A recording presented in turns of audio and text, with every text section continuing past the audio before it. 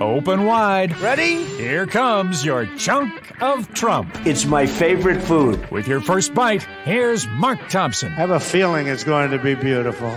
Well, beautiful it may be, as Donald Trump starts to make noise, and when he makes noise, he really makes noise, about the upcoming debates. Now, I say debates plural because there's been talk of more than one, but the one that was agreed to when Joe Biden was top of ticket for the Democrats, that debate is coming up September 10th. There was no sign that that debate wasn't going to happen.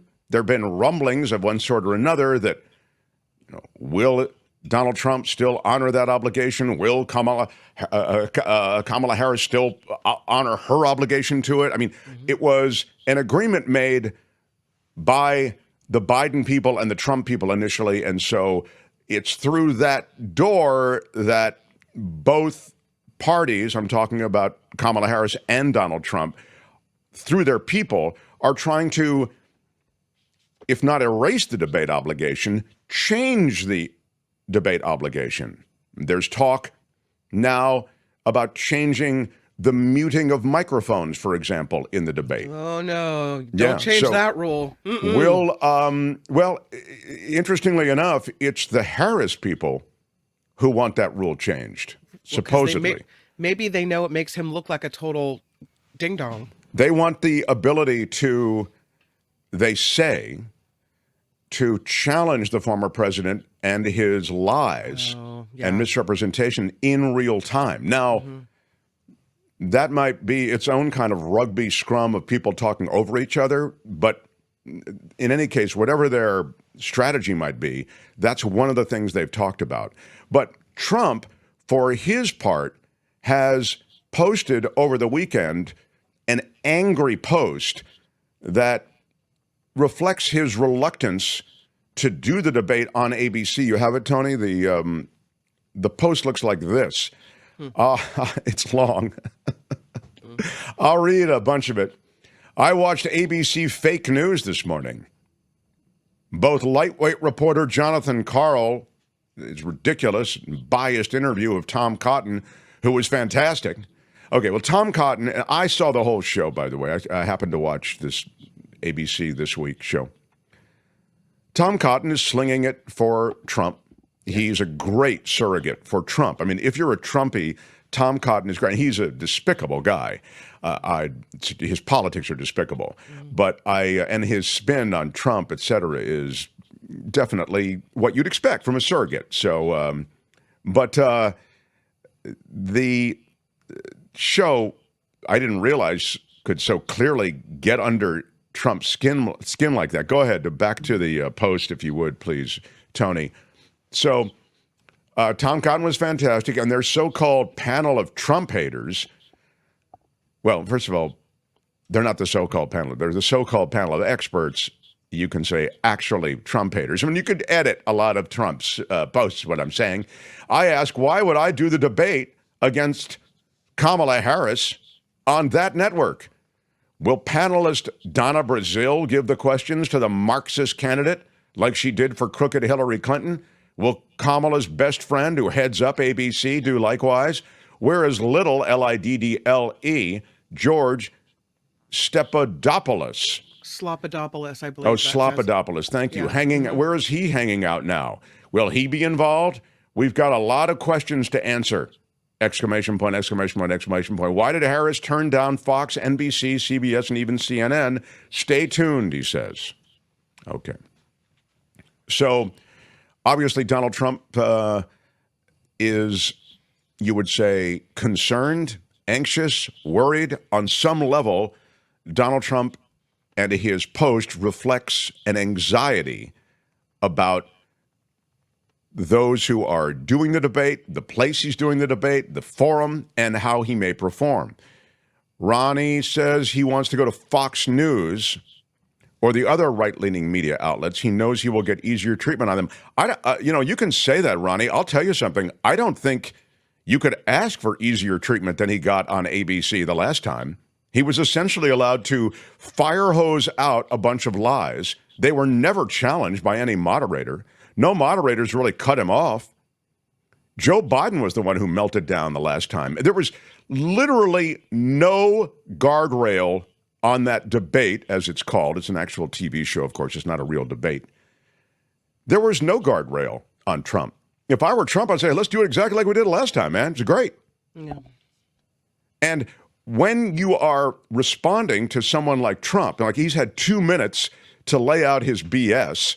I mean, I'm talking about facts completely invented, claiming credit for things that are just not true,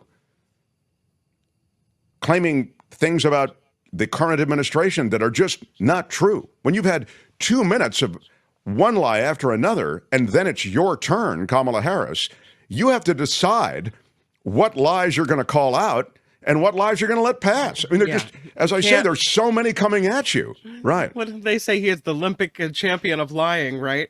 I mean, he is a gold medalist. And so you have to somehow decide and establish a strategy as to how to handle that. So back to the point, ABC was a great home for Donald Trump. You know what this is?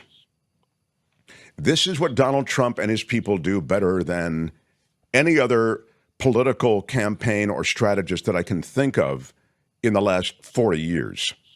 They work the refs. They work the refs like crazy. This is unfair. We're going to get unfair treatment. The media's out to get us. This election is fixed. And what that does in this case is it puts the media back on its heels. It also sets a tone for if things don't go well, of course, because I'm in enemy territory. David Muir, these other people from ABC, they're out to get me. They've set up a situation that was designed to get Trump. This is the way he works the refs. And he does it effectively. I mean, to an effective end. Yeah.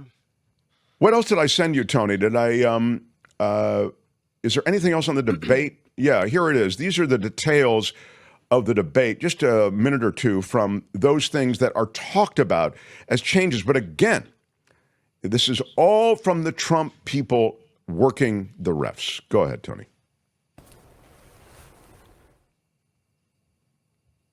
Would you want the microphones muted in the debate whenever you're not speaking? We agreed to the same rules. I don't know. It doesn't matter to me. I'd rather have it probably on, but the agreement was that it would be the same as it was last time. In that case, it was muted. I didn't like it the last time, but it worked out fine. They're trying to change it. The truth is they're trying to get out of it because she doesn't want to debate. She's not a good debater. She's not a smart person. She doesn't want to debate. President Trump, how are you specifically preparing for the debate versus Harris? I'm not, really. I'm not spending a lot of time on it. I think my whole life I've been preparing for a debate. All right, that's the way he prepares for everything. Winging it. Yeah, exactly. Winging it. I mean, but I love that particular response always to how are you preparing for the summit with Vladimir Putin, with President Xi? I've been preparing all my life for it. I don't need any special preparation. I love that. I have a question for you. Mm-hmm. At what point does the responsibility to know the facts fall on the American electorate? Should we be able by now to understand the issues to the point that we know a lie when we hear it? This is a default position of yours that I've never really been able to understand, because I remember we've been around on this once on just talking to Trump generally, where you said, well, it's up to the American people to know whether it's a, no, it's not. No, it's not. The interviewer in an interview situation, it's different than a debate, to be fair, but in an interview situation, it's up to the interviewer to know and to press the subject of the interview. So but in this case, in a it would be debate, Trump. there is no interviewer. Right, exactly. So to the point, in the debate, there is no interviewer who is empowered that way. In other words, you wouldn't ask a moderator to call out Trump. I thought that was a bad bust on the ABC people. They didn't call out Trump on any of his lies. That's not what a moderator is there to do. The moderator can push back a little bit at times, but the moderator with someone like Trump is not there to constantly put. Otherwise, at the end of the debate, you go, well, Trump was debating both Joe Biden and the moderator who kept calling him out on stuff. So it's just a bad look. A moderator is supposed to moderate. You're supposed to be a traffic cop. So when you say, is it up to the American people to know these things? No, it's not. I mean, there are many Americans, I would say the majority of Americans, who don't know a lot of these specifics, and it's no ding on them. They're busy trying to get the kids to soccer practice. So I am quite sympathetic to those who need these situations that sadly are kind of more show business than actual political discourse. They need whatever little bits of daylight there can be from these situations because they can't be expected to know everything. He lies effectively. He's a really good con man. And by the way, politicians have always misrepresented things. They've inflated their records. They don't mention and omit typically a lot of things about their record or about positions they've had in the past. They moderate positions they've had in the past. They change positions. So you end up with, and I'll get to a Trump change in position in a moment, but you end up, I understand, with a view sort of like, well, all politicians lie. Well, again, even if I accept that general premise, there are degrees of lying. There are different kinds of lies. There are different kinds of misrepresentations.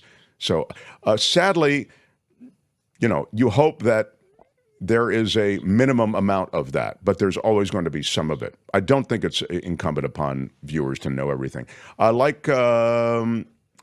Maybe they should have a buzzer during the debate that goes off when either candidate tells a lie. Survey says? Yeah. Remember, Kamala should spend all her time calling out Trump's lies. I mean, that's from Underdog. Again, I don't know if that's what you want to. I do think you need. Can you let him finish, sir? I think you do need to try to call them out, but I just don't know what that looks like when you're just sitting there trying to pick off Trump's lies. It can throw you off of your game.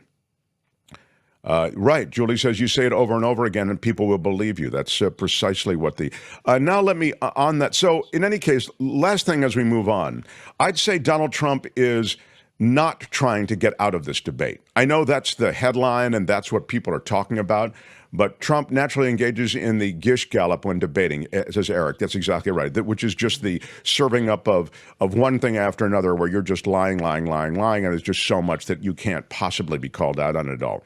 But what Trump is doing, as I say, is working the refs and setting up an excuse for not doing well in the debate. He is not trying to get out of the debate. The debate is something he needs. When you are trailing and trending down, now admittedly it's a dead heat, but he is trending down and your message is not getting out, there is no way you wave off an immense media event like this, again, in quotes, debate, TV show, that will give you so much of a platform. He will be there. He will do it, almost regardless of the ground rules. But he's working the refs. And the refs are not only the media, the refs are the public.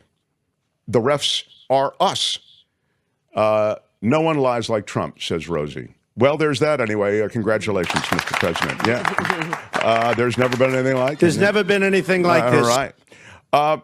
Now, on that, it's interesting that one of our posters here in the comments section mentioned what Trump's basic ethic is when it comes to saying something over and over and it becomes truth. You have the Alena Haba stuff where she's sitting there in the room talking about what Trump had told her when she was handling comms for the White House. She was the assistant communications director or communications director. Go ahead, play this and you'll see what I mean. What I want to tell you is somebody who knew him very well and spent a lot of time. The worst things you have heard are only scratching the surface. This is an unprecedented moment that we are in. There has never been, now granted, we're some of the more vocal former Trump staffers, but he has been denounced by all of his most senior staff, something we've never seen in modern American history before. Multiple White House chiefs of staff, multiple secretaries of defense, his former national security advisor, his former White House communications director, people who saw him in the most important decision-making environments have spoken to the fact that he is unfit and that he poses a threat to democracy. And people need to wake up to that. I thought the lie thing was that he had told her, just say something over and over, and even if you know it not to be true, and it will begin to take on a truth. He made that point to her in the White House as communications director.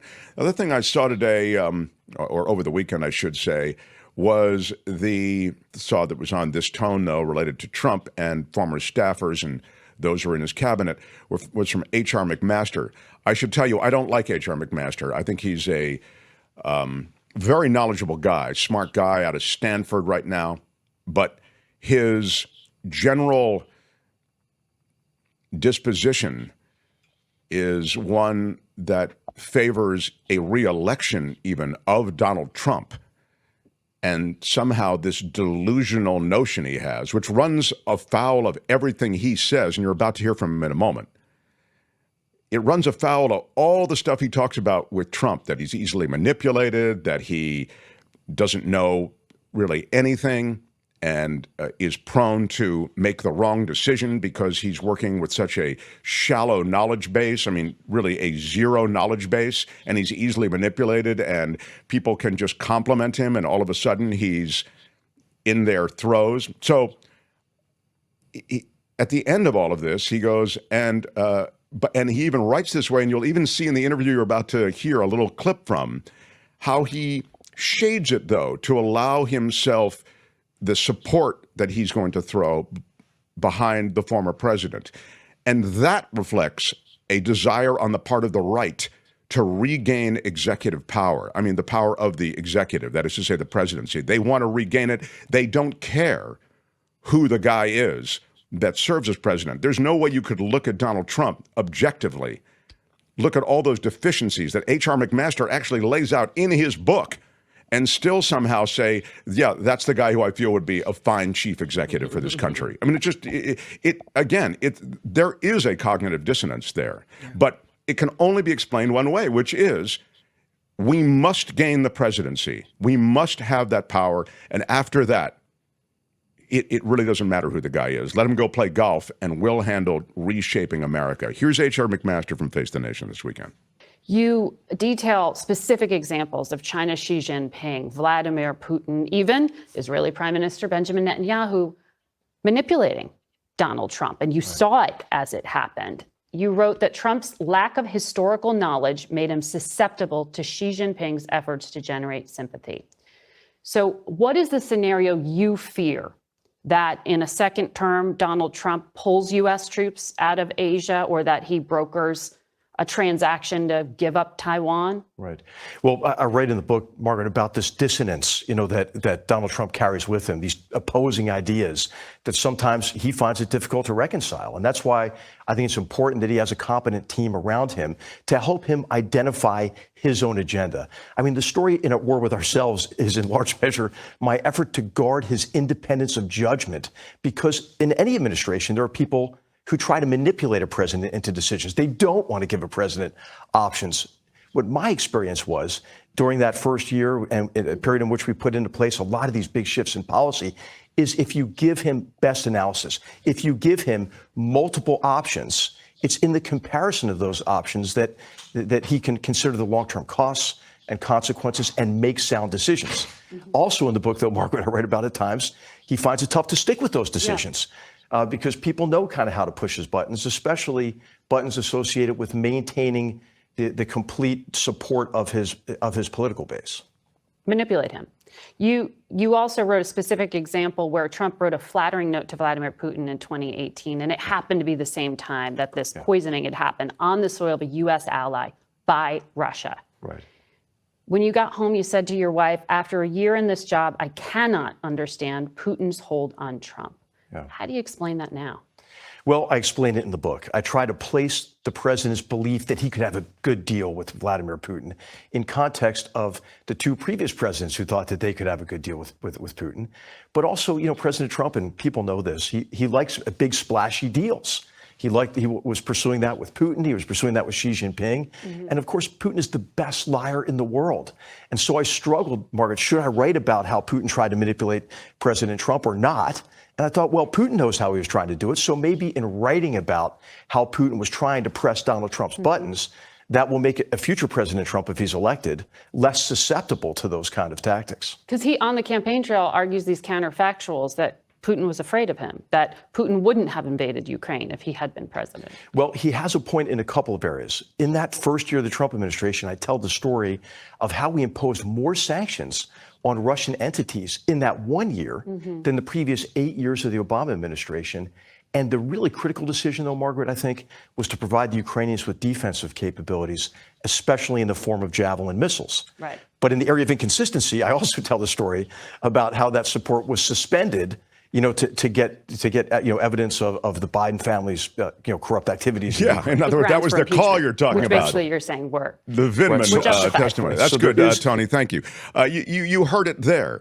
The way he softens the edges of the idiocy and the shallowness, the completely vacuous nature of Donald Trump. And so, look, man, I'm not looking for excuses to dump on Donald Trump. I wish he had been a more competent executive. I think we got exactly what we thought we'd get and what we talked about. But to hear McMaster, who, again, he has a great knowledge base, but he makes a lot of really bad decisions, I'd suggest, or he comes to conclusions that there can be legitimate disagreements about. But the thing that I think is really dangerous about McMaster and people like him is the way they so soft pedal and handle with kid gloves Donald Trump, because they know he's attempting to reascend to power. That's what I think you saw there. He was trying to get the truth out. He's clearly trying to push his book, but and there's nothing wrong with that.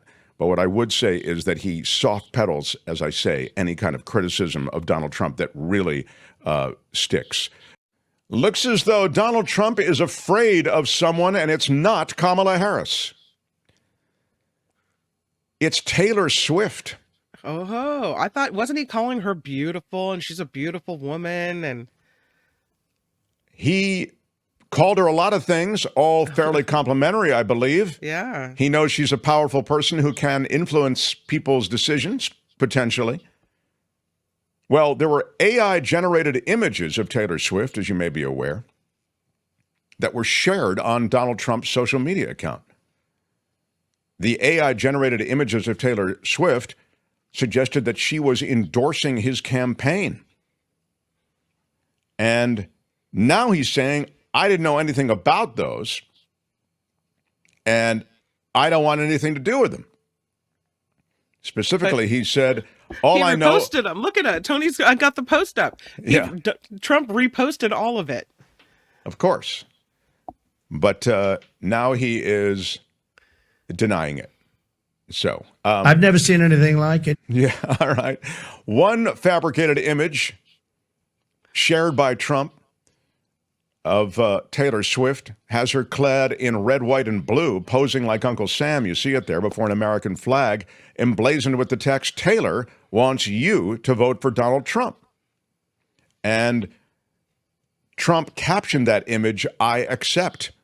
He also posted Swifties for Trump and a number of other AI-generated images.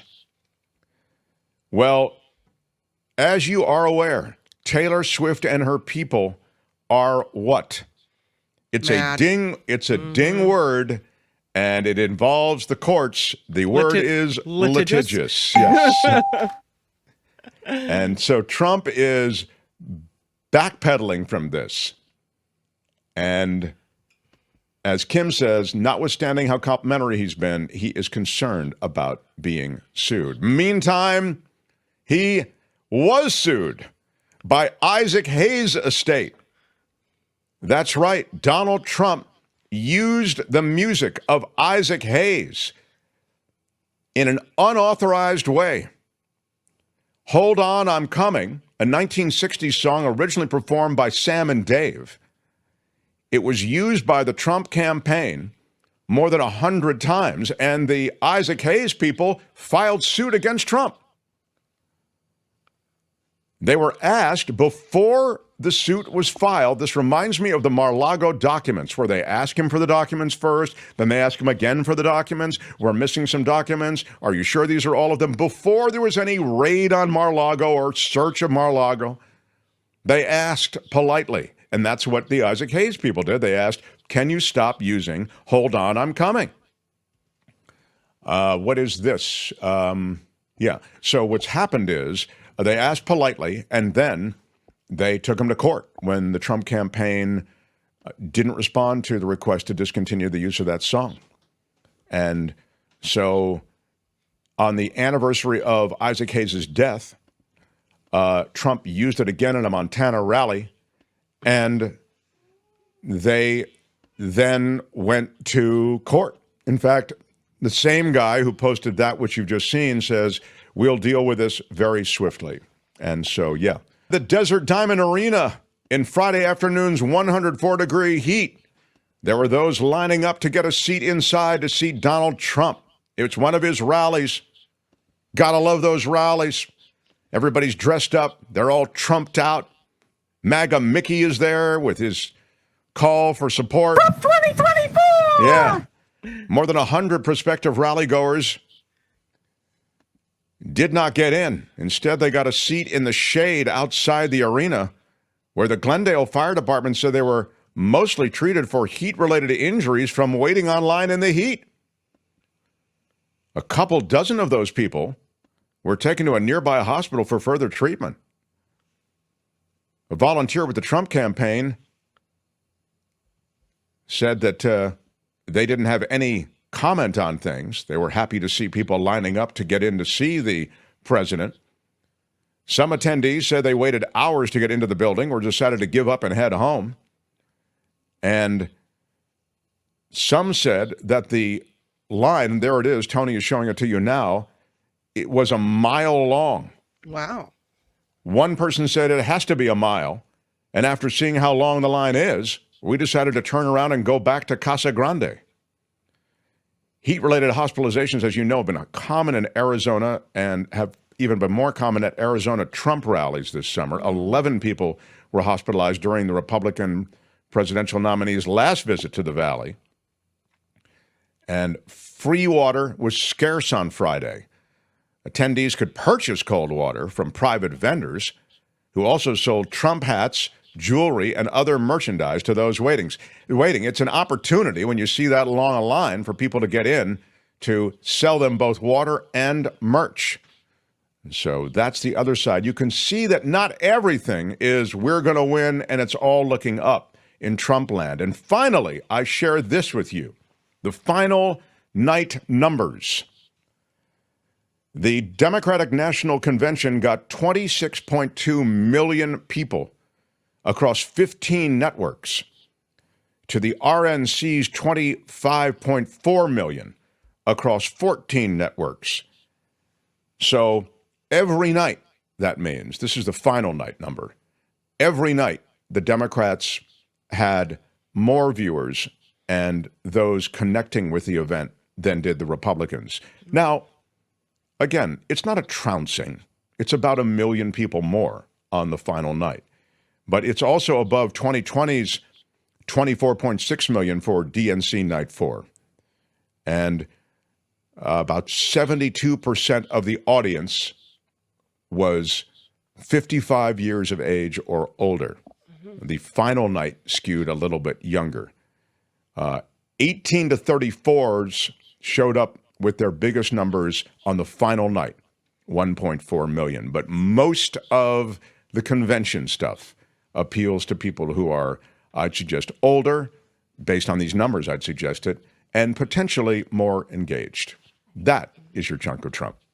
That's it for this edition. Well, I really enjoyed it. But make sure to join us again next time I think you might want to listen. There's nothing wrong with listening. for another chunk of Trump. Hi, it's Mark, and I thought that was great.